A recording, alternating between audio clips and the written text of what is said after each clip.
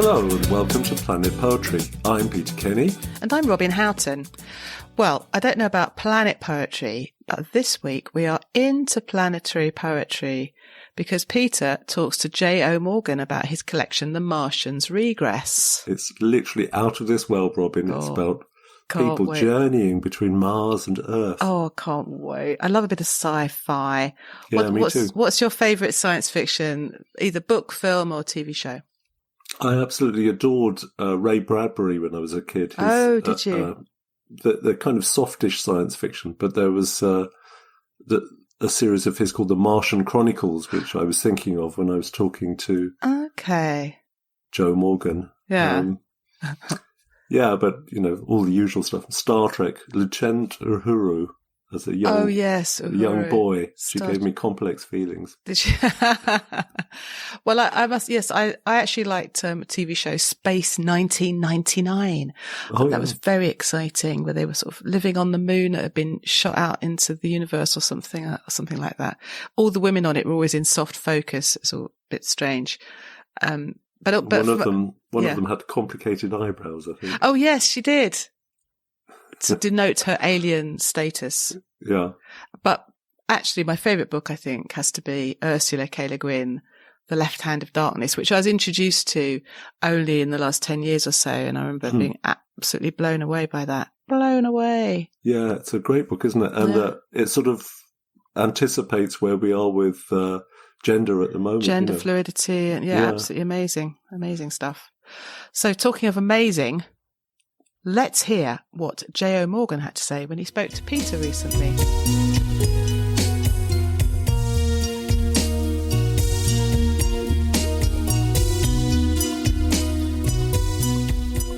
Joe Morgan has written 7 volumes of poetry. The first, Natural Mechanical, won the Forward Poetry Prize in 2009. Of his last 3 books, Interference Pattern was shortlisted for the T.S. Eliot Prize in 2016, while in 2018, Assurances won the Costa Poetry Award, while The Martian's Regress was shortlisted for the T.S. Eliot Prize 2020. Joe Morgan, I'm delighted to welcome you to Planet Poetry. Hello there, Peter. Thank you for having me on. If it's okay with you, I'd like to focus on The Martian's Regress for our conversation today. Yeah. Your previous book, Assurances, was talking about maintaining Britain's airborne nuclear deterrent and dealt in reaching out into hostile space, switching radio frequencies to detect signals and threats. But The Martian's Regress is at first glance a kind of science fiction, dwelling on travellers who have journeyed through interplanetary space. We have a Martian returning to a sterile dead Earth. I love how you chose science fiction as a frame. What made you do this? I didn't consciously say, I am now going to do a science fiction work. The idea for this, of the whole concept of the book, went back about 10 years before I actually got round to writing it. And it was a fairly simple premise of taking the idea of human progress or the human future having, for whatever reason, migrated to another planet. And what interested me from a sort of biological standpoint and an ecological standpoint was how our bodies, our physiology, all that makes us, is suited specifically, as are all the other organisms on this planet, to this environment. So not only if we destroy that environment then or change it, then we can't live here, but there is a lot of talk, or perhaps in science fiction we actually do see it, or stories or what have you, of living on other planets. But those planets would have to be exactly the same environmental conditions as we have here in order for us to survive on them as we are now. We may be able to survive in a limited capacity if all the gravity is slightly different or the oxygen levels are slightly different. And of course, we all understand process or ideas of evolution. And that would start to kick in because our habitat has changed. Evolution is always a process whereby a random mutation takes advantage of a different habitat. I like that idea of imagining the human race far, far in the future when this has all taken place. And they are still the human race, but they are so changed that they feel like a new species. I love the way that the consciousnesses that you present in the poetry are obviously different. They have been shaped by having to exist in a place that wasn't designed for them. The science fiction conceit, you've managed to condense an angry sort of eco-poetry addressing real concerns of the here and now, and a bleak view of human nature, I think. Yes. And the other interesting aspect of that is that with the premise that I had come up with, they were just a natural product of looking at that scenario. And it felt like I had to address them. If I take the premise that we, as a human race, now exist on Mars, well, there must be a reason for that. And I didn't really want to lay down any definite sort of, yes, we did this, we destroyed the climate this way, or we did whatever. That aspect wasn't so important. Of course, I was very much aware of lots of different forms of science fiction that would lend themselves to this. Essentially, it took me such a long time to get round to doing it because I really didn't know what form it was going to take. I would write lots of notes on it over those years when it would come back to mind. It wouldn't be a scene or whatever. It would just be an important aspect that I feel, yes, I've got to make sure I consider that as well. And I'd write down a few notes on that. Did you ever think of this potentially as a prose project rather than a poetical project? It could have been. I mean, that's why I say that I didn't really know what form it would take. It could have been that if that had presented itself as the right sort of form for it, or it could have presented it as this other thing, or I don't know. Could be a sequence of songs. But I just waited, and I've done that with other projects in the past as well. Rather than thinking, okay, poetry books is what I do, epic poems, yes, great, I'll just plow ahead with that. It's trying to find or wait for that most appropriate manner of storytelling, and in this case, how would I do all the stuff in between the now and the several thousand years in the future? How would I integrate those two? And if it was a novel, how would I do that? That would be backstory, and it would all be pretty boring, and I'd have to explain so much. There's an aspect of realism that comes into a lot of the novelistic form. I didn't want to be pinning things down. So I like this idea of how, from the Martian perspective, from very, very far in the future, how they would look at history. And if we're talking about thousands of years, I thought the correlation would perhaps be us looking back at myths, early creation myths, or stories that we can see, there's some sort of truth in there, but it's also got storytelling elements in there, and it's become a bit imaginary, a bit abstracted from the reality. And then I was thinking how often we grow up with these stories. So you have nursery rhymes, or you have folk tales, or as I was saying, creation myths.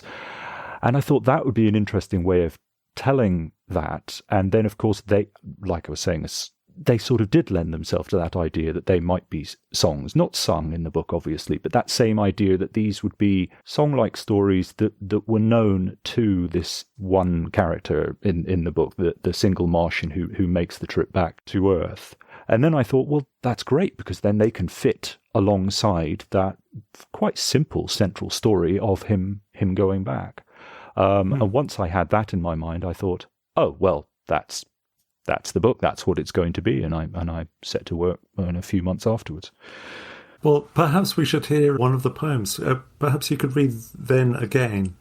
Sure, yes. So this is a sort of creation myth, or in a way a decreation myth, a suggested way of how the Earth became uninhabitable. So it starts off with the idea of space exploration. When their snuffling robotics discovered the whole planet empty, with not one squiggle of life to be found, but nonetheless gulped down small, sterile packets of gas and grit to bring the long way back for analysis. And though they had no need for such a place, still they engineered new strains of plant life that might yet thrive in that wasteland, but kept each pristine seed secure from being released on home turf, where soils and skies were simply far too rich.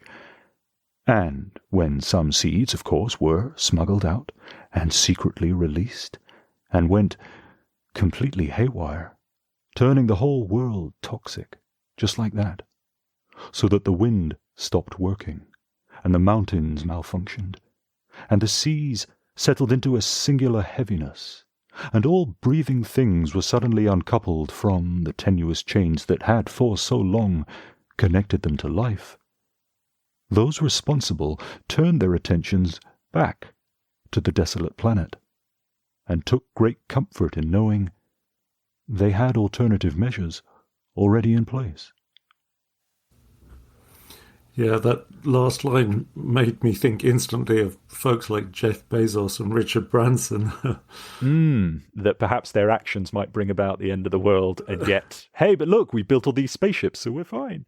I sometimes, just as I was reading that, of course, I forget that it's not perhaps so clear, because it happens a little way into the book, that all that piece is a little way in, of which planet I'm referring to, or which, forth and back. So the idea is that it's starting with them exploring a planet other than our own, and then creating the plants that would work on that back on this planet, and then this planet being ruined, and it's sort of a back and forth, a sort of double irony going on. I mean, I think it's quite clear when you read the book which planet you're talking about, but there's something I quite like about that kind of blurring of the planet's identities. I think we should press on with the story, because what I found with reading this was it really was quite gripping. It had have been called a master of the long poem form, and these are all, they've got separate names, but it's all in one flow of a story in some ways. Yeah. Could you read The Martian Makes Land? Yeah, sure. And I know what you mean about that. It was unusual, actually, I think, in my books to give these pieces. I refer to myself as pieces rather than poems, because they're all sort of parts, a bit like chapters, but of course in a slightly different way, to actually give them titles. I haven't really done that in other works, because they flick back and forth between this central narrative and these myths and legends and folktales.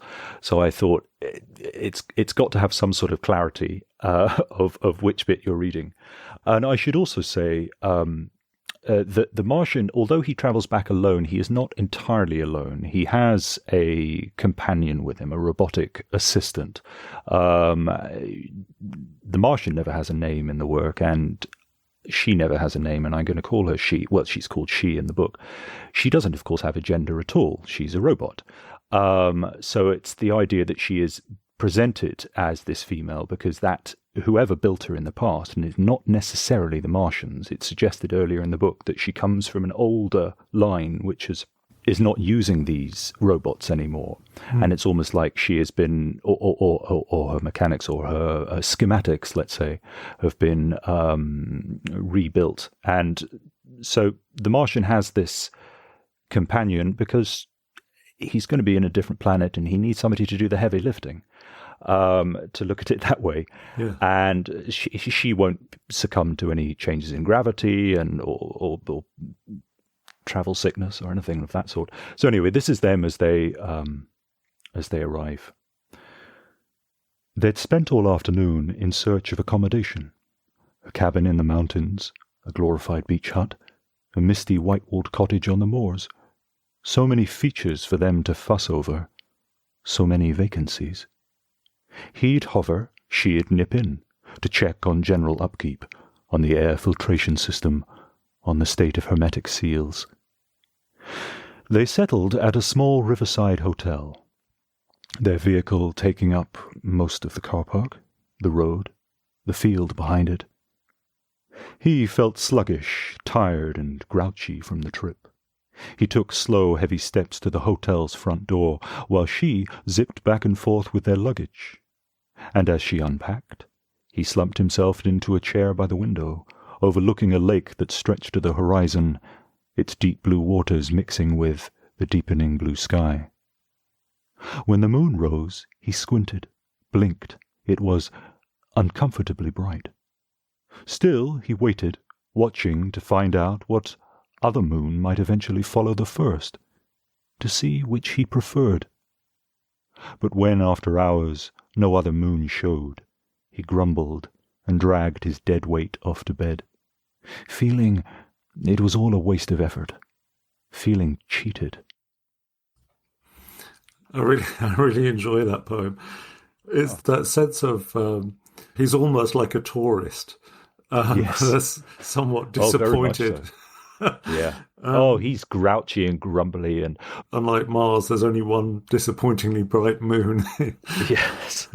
Well, I think, and also I wanted that to play into this idea. There's always, I think, there's a tendency in all of us, or some more than others, of stating preferences. And I imagine just the idea that if you did have two moons in the sky, you know that everyone would have their favorite. Oh, I like that one. I like Phoebus. No, I like Deimos. There would always be this idea of which one's best. You know, what's your favorite book? What's your favorite piece of music? All these sorts of things. The Martian gets up to some really bad stuff next. The Martian visits the museum. I'm disappointed in the Martian at this point. Yes. So the Martian visits the museum. Again, he's supposed to be doing some sort of work there. I don't know if this visit is part of his work or maybe he's just taking a day off. In the book at this point, we've already seen him go out and do some sort of survey work, essentially looking for signs of life. There isn't supposed to be any life on Earth. I don't think I'm giving away anything there. And yet this book is full of animals listed, but they're not there. So the Martian visits the museum. With hardly a glance, the Martian passed on through the well-trodden halls of industrial science, devotional monuments to a numerical god. Such an obsession with heavy metals, a cumbersome religiosity. He dragged his feet down corridors of warring paraphernalia, each tiresome avenue showing ever more complicated ways in which to do something altogether straightforward. But he lingered at the taxidermy cabinets, marvelling at the balding scalps, the sunken cheeks, the joints reinforced with plaster and gauze, the dry and lustreless furs. Leaning in, he read each small blue plastic plaque, a common name above an etched extinction date. He opened up the enclosures and set to work. When he was finished, several stiff-limbed impala were tangled through the wheels of a steam locomotive, while small varnished fish lay on their sides, spaced evenly along the buffered tracks. Above this, numerous sun-dried insects, their pins still sticking out, had been glued to the green and yellow underside of a 9-foot gravity bomb. A reticulated python had the barrel of a Lewis gun half lodged down its gullet, the tip of its tail curled round and posted through the trigger guard. Mismatched farm animals gleefully lowered each other into a nuclear reactor, their trotters and teats glowing red. A goggle-eyed Kodiak bear, its hair on end, its forepaws held aloft, sat in the seat of the first lunar rover, teetering on the brink of a high balcony, while in the museum's central atrium, a resin-skinned sperm whale held in its prized wide jaws a kidney dialysis machine, hard rubber hoses and bare-ended wires trailing from its teeth. Heading on out past the front desk, the Martian reached up and tore off a season ticket. There was still a great deal of work to be done, and he was sure to discover more stock in the museum's vaults. He had come back in a month or so to see how things were progressing. I kind of hate how the protagonist is destroying everything, messing up the memories of the past, breeding confusion. It's a sort of, I have this this is a personal thing. I have a nightmare of things being misfiled, and there's something about this that just makes me cringe. That he's mashing all these different things all together and forcing one thing into another, and I don't know. I just find it quite appalling. Yeah, I suppose there is that element. I mean, I was in quite a different state of mind when I was writing this work. I had to think in a Martian state of mind and yet try to retain this element of, well, I'm not writing this for Martians, or it's not being written. So it's strange sort of remembering back to how everything from his perspective makes absolute perfect sense why he's doing it. He also knows there's nobody there looking over his shoulder. He can do whatever he wants. He's got no supervisor.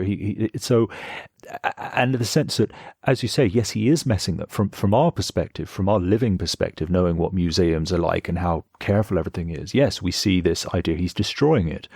But from his perspective, no one's there to look at it but him. It essentially in a way, all belongs to him. He can do what he wants, and if he wants to arrange it this way, he can. If he thinks it's more interesting this way, then who's to stop him? So there's that element going through, that it's not mere recklessness. It is perhaps his way of understanding things, or his way of putting things how... I read a review of this book in The Scotsman, and there was comparisons being made with Anglo-Saxon poems such as The Ruin or The Seafarer. And in a way, I was thinking, I really love that poem, The Ruin. And I was thinking in that poem, the sort of protagonist walks up to old building and he's thinking about how giants must have made this place. But there's, with your protagonist coming up to this kind of ruined ancient museum, it just has at it and destroys it. Yeah. Your link to giants make, well, essentially, I mean, the Martian, as I created them, the idea of what has changed bodily within the human species to make them Martian, they are much reduced. They're sort of compacted. I want this idea that they've been burnt down, this sort of reduced, like if you're doing cooking and you make a reduction. I wanted that idea, and also the idea of an increased radiation on the planet, on the Martian atmosphere, so that it actually creates a greenhouse effect. But then, of course, the radiation affects their skins, and then they have to adapt to have a much, much darker skin in order to do that. You know, I personally wanted this book on the cover. I wanted it black. I didn't want any color there at all. I wanted it black and white. I wanted the whole idea, the contrast of the book, black and white all the way through, which are just well, they're not colors, essentially they're tones, aren't they? But the companion is, of course, human size. She's been designed in a different era, so she is a sort of giant as far as he's concerned. And there's another piece earlier on in the book from this one where he goes out and he imagines these great buildings, these cathedrals or school gymnasiums, because he can't see inside them. He feels that he's being watched, that there are giants inside, and it terrifies him. It's just, imagination working overtime. So even though he's looking for life, the idea that there might actually be life, doesn't really want to find it, or the suggestion of that anyway. But yes. You mentioned The Martian's Companion again, and a poem shortly after that, Supplemental Matter. Yeah, so this is a little bit further on. His relationship with the Pale Companion, as she's called, the relationship between the both of them does change as the story goes on, but he tends to tease her a lot, or bully her, you could say. But it's her reaction to his bullying that I wanted to really explore, and then, of course, his reaction to her reaction. The other thing I should probably say about the companion is that there's this suggestion, I hope I'm not giving anything away here, that at an earlier stage, when she was originally designed, in an earlier era, she was as we would think of AI now, these super fast computers. And that was perhaps the reason that she went out of fashion, or her model line went out of fashion. So what the Martians have done, they have brought the physicality back, but with a much reduced, I don't want to say intellect because that makes it sound stupid, but not like a supercomputer. In a way, a sort of more simplified, dare I say, an animalistic way of thinking, and yet how her thinking manifests as opposed to the supposedly far more advanced mentality of the Martian is something that, again, I wanted to play with and explore and have this sort of back and forth feeling all the way through the work. But anyway, this is just one example of that. She had been reading the same book for weeks. It wasn't long, and she didn't read quickly. The space for her to make new memories was limited, was soon used up. So, each time she got to the end of the last page, she began the book afresh. One day, he took it from her. She didn't protest. He leafed briefly through it, then, taking a craft knife, he sliced out several pages and passed it back. She didn't mind the gaps. She couldn't see what wasn't there. The mystery of what any full page implied had not been diminished by others being gone. Again, he took the book. He cut out strips from each remaining page, leaving the paragraphs topped and tailed, a lattice fixed within a marginal frame. She found these word strips easier. She ran her fingers down their ladders, followed along their rungs. discovered patterns in their squirmy flow, fresh meaning in their disconnectedness. He cut into the individual words. She waited, looming over him, her eyes locked on the path the blade tip took. He left fragmented strings of letters, isolated punctuation marks. She accepted her book with both hands, tenderly. She touched on the lacework of papers held secure between hard covers. She studied the blacknesses, the angles and curves of each glyph, their different sounds, their different silences. She knew there was a code to be unravelled. She let each shape seep in and do its work. He went out, leaving her reading, broke into a bookstore and searched along the shelves for a pristine copy. Returning, he asked for her book one final time. She gave it over readily. Despite the strength of her attentiveness, she didn't see him make the switch. She didn't notice anything had changed, with what he gave back of just as much interest as what he had taken away. Yeah, I find that a very, very sad and moving poem, actually, that her seeking and finding meaning in the sort of increasingly in the rags and tatters of this book, and then not recognizing that it's been replaced by a new one. But it's that search for the meanings that are beyond her that's so human, and it's all of us in a way. Yeah, I think there's something that I like about that piece, if I'm allowed to say that. It's something I like about this book in particular. Of course you are. No, is her finding a different meaning than us. She's content with what she's given. You give her something, she won't go, oh well, this is incomplete or this story doesn't connect up. She will look at what she's given and appreciate it on its own terms, which is a very pure way of looking at it. He thinks of a book as, well, a book doesn't work if you don't have these bits in the right order. I suppose that's I don't know. I was going to say it's a very poetry way of looking at it, but actually maybe that's stereotyping poetry in terms of, it doesn't have to mean anything, but the sound is all important. And actually, I wasn't meaning that at all. But there is that, I suppose, that aspect of her really, yes, just enjoying that she's fascinated, I think, by that book, by the object of the book. And yes, he's fascinated by her, you could say. He's fascinated by her fascination. And it's something beyond him, something he doesn't understand.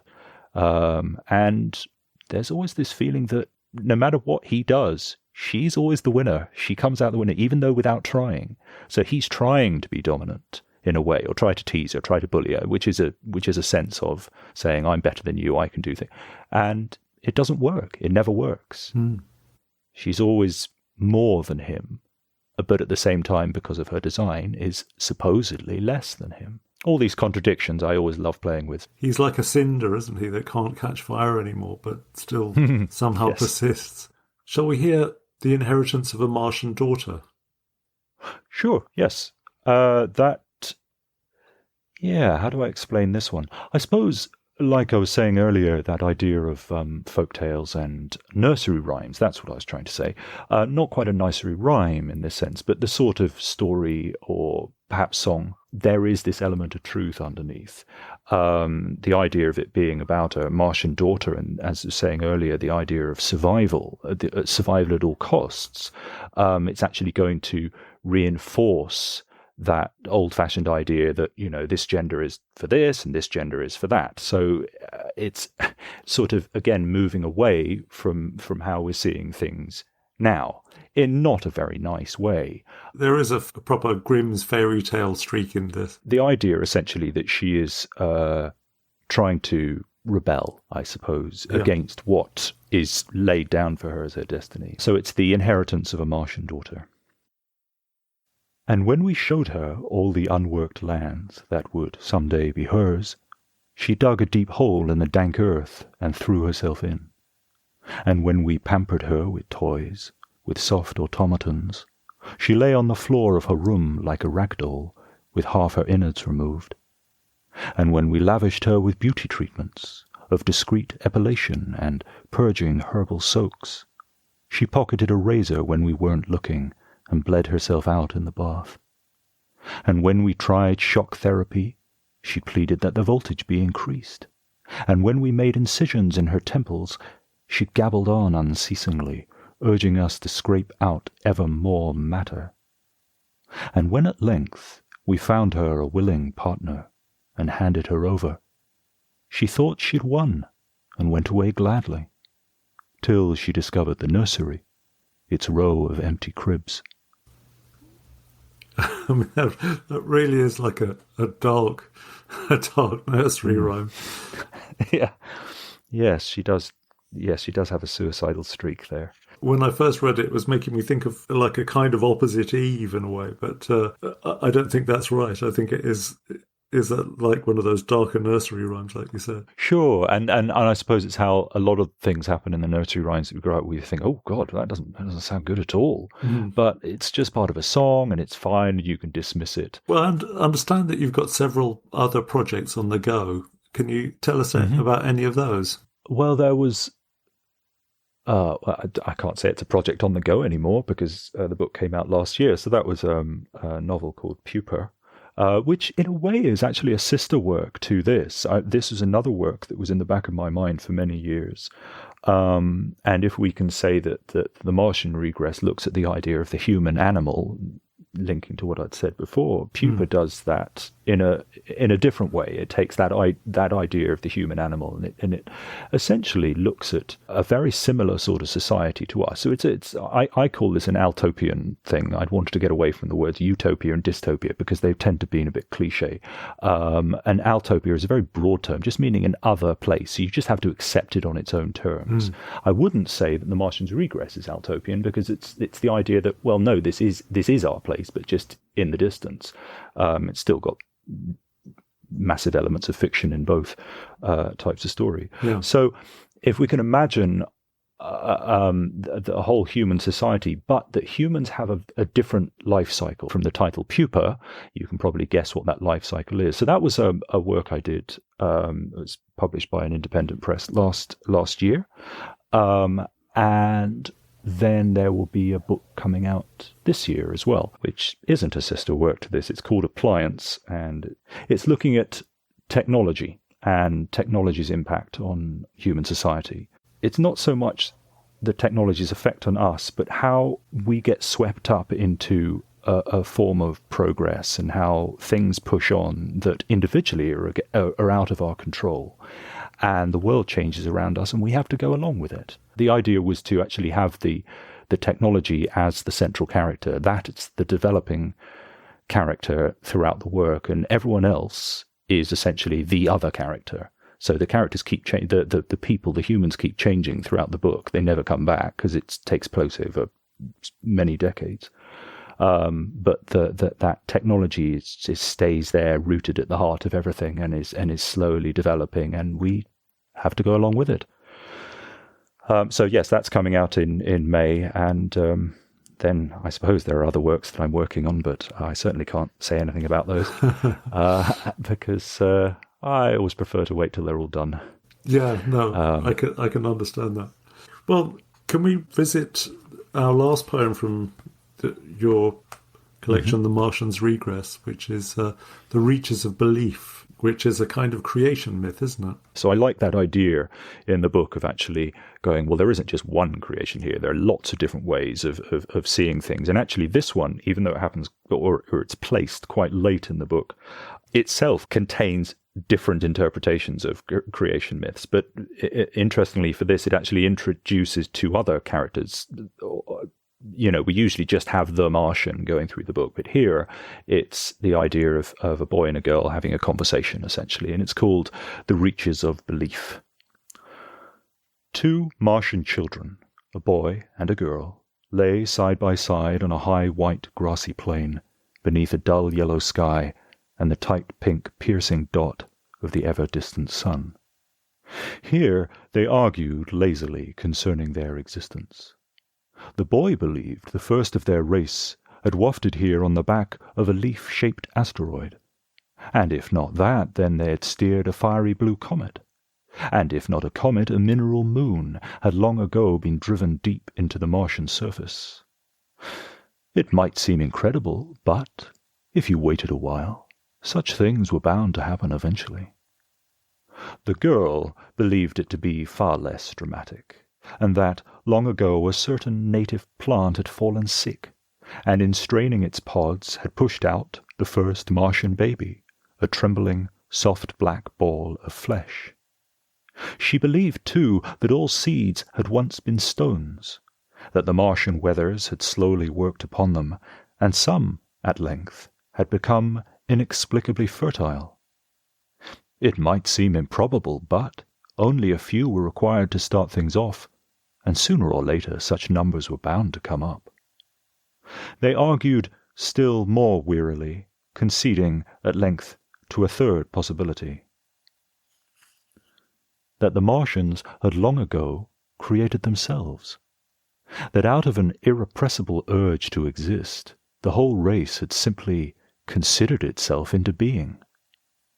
It seemed an unlikely proposal, but they were still merely children, and hadn't yet learned that no matter how hard, or how many believed, or who won the argument, or whose grand theory was said to have been disproved, or even if they believed in nothing at all, it made no difference to the actual truth.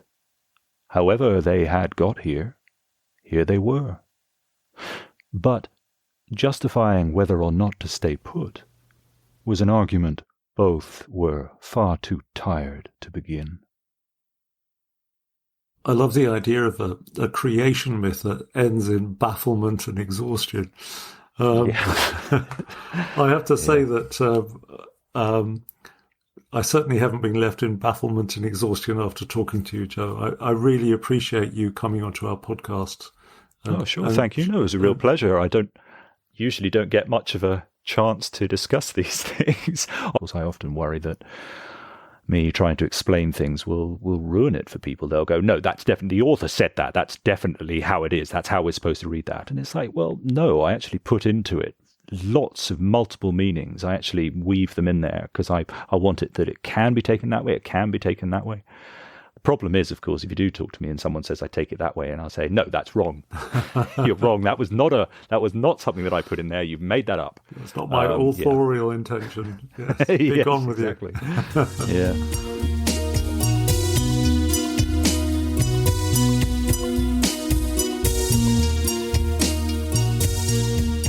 I was really intrigued by this idea of a science fiction collection of poetry. Science fiction in poetry. Is that anything you've ever gone towards, Peter? I think I've seen a few examples of it, like people imagining futures and or pasts that were different and so on. But this is a real kind of unapologetic trip into science fiction. That's the whole setup. Yes, and I think that's because it is clearly this long narrative arc, and the way Joe talks about it from the beginning, when he gives us the whole premise of this time in the future when humans have mutated or evolved, and now they're able to live on Mars, and then they come back and sort of look at themselves. I rather liked that idea. I was quite excited by that general theme and how that would pan out. Yeah, I find it quite interesting when what made him decide to make these poems in a way, because he did contemplate it being a prose project, but he selected poetry for this, as he said. And a lot of his work, it could be described as kind of epic poems. That a lot, at least this book is kind of split up into individual poems with titles. Yeah. Assurances or interference pattern, for example, but previous works were just kind of one long epic poem. That the history of epic poetry is, quite imaginative when you think of, Milton and, Dante and all those kind of things. Yeah. They're going to other worlds, and yes, maybe it's not a million miles away from that tradition to be, for a future Martian to be coming back to a dead Earth.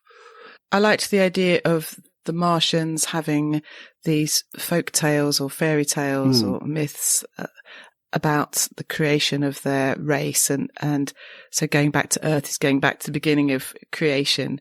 And also this idea of him doing research, but we're not quite sure what the research is. It's all a little bit strange. And of course it's strange because he's a Martian, and what do we know about these things? So there are lots of aspects of it that were interesting, and the poems were certainly quite gripping. And I liked, for example, the one about, was it supplemental matter? The idea of the Martian and his assistant going back and forth with this text that's being cut up bit by bit. And, which I assumed while he was reading it was meant to be a metaphor for writing poetry, which is like drilling down further and further and then trying to make sense of less and less material. I thought, well, that's just like reading a poem, isn't it? Well, that was a sign for him of her superiority. Well, yeah, that's right. She's always the winner. I have to say, I did balk at this idea of this assistant being female. And I know he says, oh, well, she's not exactly female, she's a robot, but I call her she. But for me, I don't know, that kind of, that felt too much like old school science fiction, the Doctor Who's assistant, the women on the bridge on the Starship Enterprise in their little skirts, in assistant roles.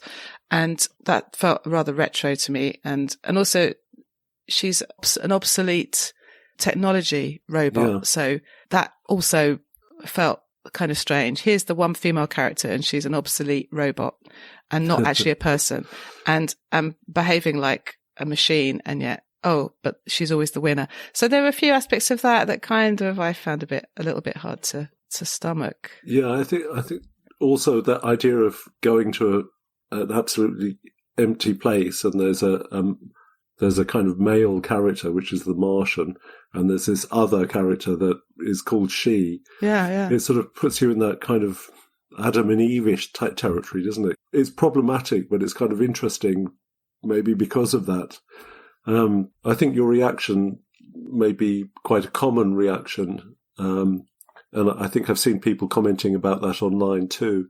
But he's such a natural storyteller. And these kind of complications and gnarly bits actually kind of inform the flow of the story and what's going on. Yeah. I get that. And I think clearly in this narrative framework, one ends up focusing on the story and the content and the characters, perhaps rather than the poetry. And I haven't got the book in front of me, so I can only go on his readings. And also just actually, I invited him to read essentially excerpts, and it is like I think I mentioned, a sort of page turner. You start the book of poetry and essentially you just want to read the whole thing like it's a story. Yeah, which is no mean feat and makes for an enjoyable book.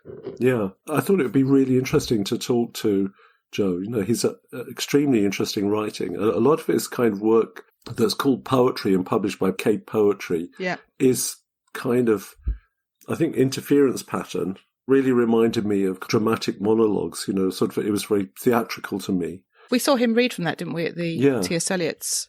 There are prosy elements to Assurances, his last book. So he's very kind of plastic in his, he writes the book he wants to write, and it's almost like for the rest of us to classify what it is. It does sound that way, but also he does say, doesn't he, that he puts in lots of multiple meanings, which, again, my ears picked up a bit. I thought, is that leaving room for the reader to find their own meanings, or are there no other meanings other than the ones he's put in, all these different levels of interest? Is he the kind of godlike figure who decides that, oh yes, you can interpret it as you wish, but what you get from it will be something that I have put in? That was that kind of felt a bit unusual. These books are extremely well thought out. In talking to him, I got the sense of his absolute focus and dedication and worrying about every single word, but, to an obsessional degree. So I think, he's so careful about what he does that he feels invested in, the meaning he's created. Yeah, that's fair enough. He also, I think, loves that kind of people interacting with his work. Well, it was certainly a coup to get him to interview Peter. I gather that was, it took a fair bit of wooing. Yeah, well, to get him on the pod. really enjoyed talking to him. I mean, what a real character and a real kind of distinctive voice in British poetry at the moment. Yeah, and always worth checking out his work, I think. I don't think I've heard any other interviews with him, so this is. I think he may have been on the BBC at some point, but the BBC, and now Planet Pod.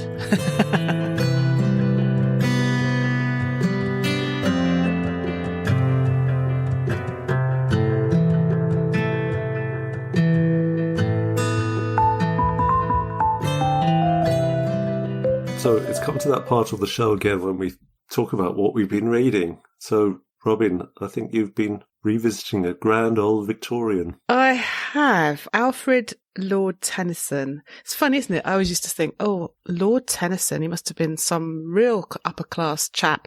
But interestingly, he wasn't. He was the son of a rector, grew up in Lincolnshire, and he only had the title Lord quite late in life, I believe. So that first of all set me back when I started looking at Tennyson, and this poem I want to talk about is In Memoriam. Ah, yeah. So just a tiny bit of background for anyone who's not familiar with this. While he was at Cambridge as a student, Tennyson met Arthur Henry Hallam and became best friends. So there were these two young men in their early 20s, and Hallam was a great admirer of Tennyson's poetry, and it was him who really persuaded him to try and get it published. And also, Hallam, being the brilliant chap he was also a critic and a reviewer. So he actually bigged up Tennyson and got his writing in front of a lot of people. So between them, they were a pretty good team. But God, we all need somebody like that. I know. He did, Where's mine? Where's my Hallam? I know. And they were such good friends. And in fact, Hallam became a friend of the family, and he got engaged to Tennyson's sister. But in fact, Tennyson never completed his degree. He had to return home because his father died, and so he had to go home and be the head of the family. And very soon after this, basically, Arthur Henry Hallam was off on one of these tours in Europe, and a message came back saying he died. So this was a huge, huge blow. And basically, Tennyson spent the rest of his life thinking about this, and he didn't start writing about it straight away. It was a few years, but he started writing a series of, quatrains, verses in quatrains, where he was working through his grief, and it wasn't published until 1850. So, this is 15 years in the making, this poem. And it's big. It's got over 130 sections. And as I say, it's written in these quatrains. It's got this consistent rhyme scheme throughout. So, and the length of each section does vary from 3 verses to over 30, but they're all written in this rhyme scheme A, B, B, A. And through this poem, which is clearly written over a period of time because we cycle through the seasons, and Tennyson, he just goes back again and again. He's questioning why Hallam died so young, whether they would meet in an afterlife, wondering what might have been if he'd lived. And he seems to go round and round over the same ground. And the thinking is that the rhyme scheme, this A, B, B, A, kind of reflects that cycling back, always trying to find answers and not quite getting there and going back again and again, like picking at a scab, just goes on. And it's amazingly moving work. They sort of say these days that he had survivor guilt, the fact that he kept worrying at there was his kind of exact contemporary. And the more brilliant one, he was the brilliant one. Yeah. Why did he have to go? And it's very moving reading this. And of course, there were all kinds of issues that intrigued audiences at the time, and different issues now. I think the Victorians, I think some were quite shocked at this almost questioning of his Christian faith, questioning is there an afterlife, and the role of God in all of this kind of thing. Whereas, and I think Charles Causley, when he reviewed this, he more or less accused him of blasphemy. He was very, very shocked by some of the verses. And yet in the 20th century, the big sort of thinking was, was this a homosexual love or something pure or higher?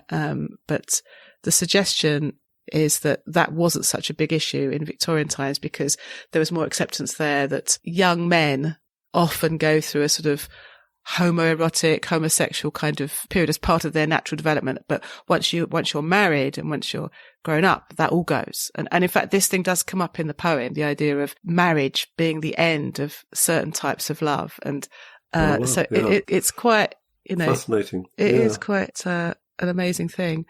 So those kind of people had studied the classics a lot, and absolutely, the Greek. If they, that whole Greek thing of warriors, forming those intense bonds that you get in the yes, the Iliad and so on. Yes, absolutely that. And an intense bond. That's definitely what went on between these men, and it's very moving. I thought I might just read one tiny section. It's only 3 verses, 3 stanzas long, and it's section 7. All the sections are numbered. Number 7. So if I had chosen one later on, I'd have to test out my Roman numeral reading ability.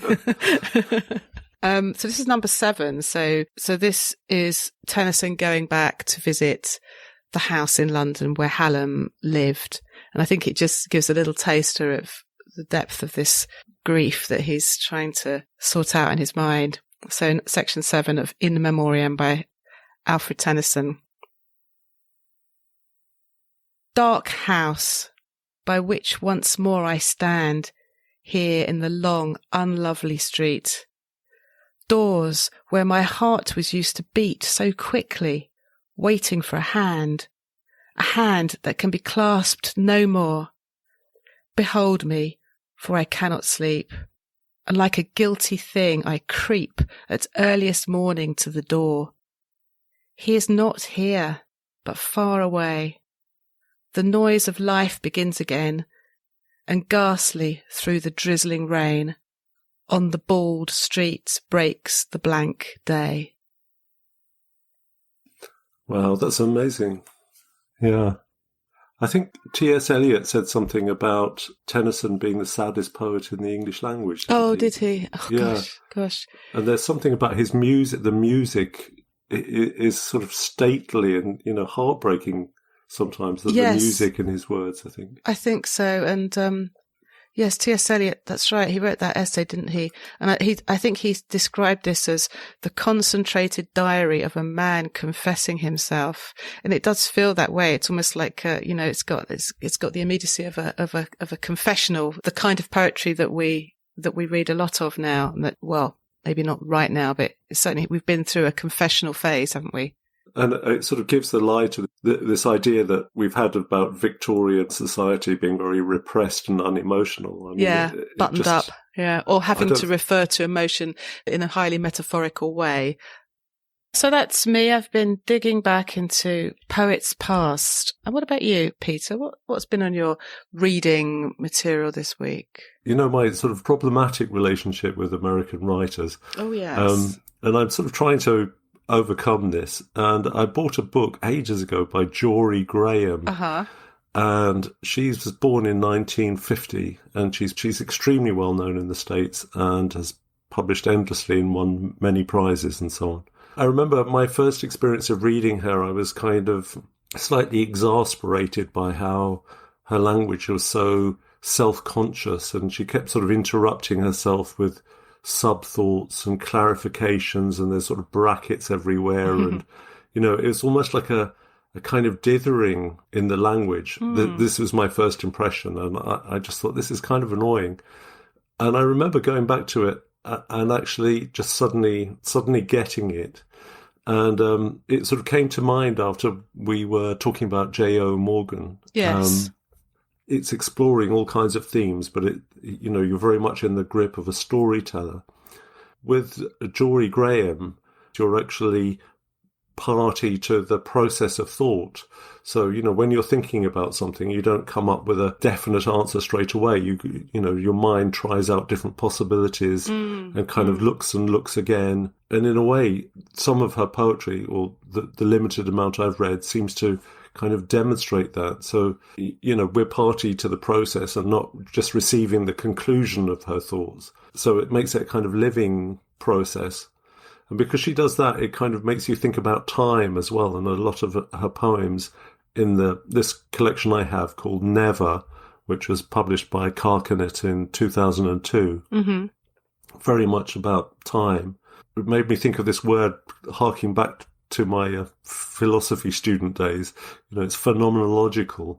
She's writing about what's going on, what's happening in your mind when you look at something, and what it means to pay attention. Right. So it's like the subject's almost like, what does it mean to be alive and noticing the world, and how is the world and the way you perceive it different? And so it's kind of philosophically quite rich. But I'll read one poem, which is the first poem in the book, and it's got fish imagery, which I always really like.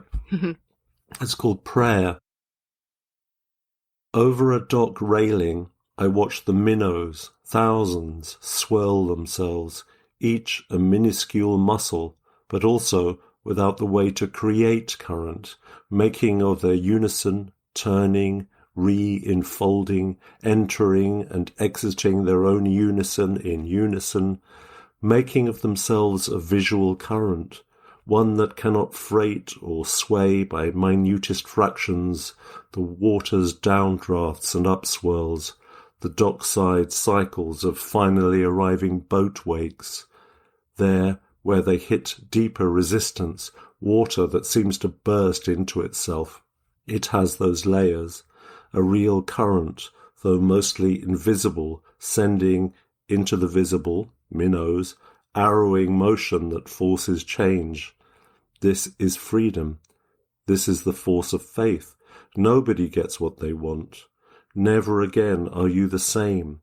The longing is to be pure. What you get is to be changed, more and more by each glistening minute, through which infinity threads itself. Also oblivion, of course, the aftershocks of something at sea. Here, hands full of sand, letting it sift through in the wind. I look in and say, take this. This is what I have saved. Take this. Hurry. And if I listen now, listen, I was not saying anything. It was only something I did. I could not choose words. I am free to go. I cannot, of course, come back. Not to this. Never. It is a ghost posed on my lips. Here, never.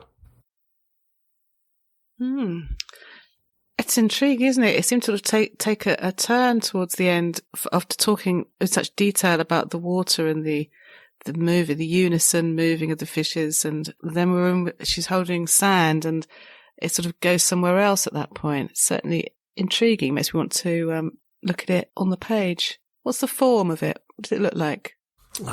It's sort of like a free verse. Is it sort of all over the page, or is it sort of left aligned? Or it's left aligned, and it looks pretty normal. There's lots of brackets, like I said, and there was a kind of turn in it where she's like noticing all these minnows, these little mussels. Yeah, an individual mussel of a minnow in a shoal, and then how they relate to the current and sort of illustrate the current. And then she's thinking about impermanence and how this moment is impermanent, even though she's noticed it.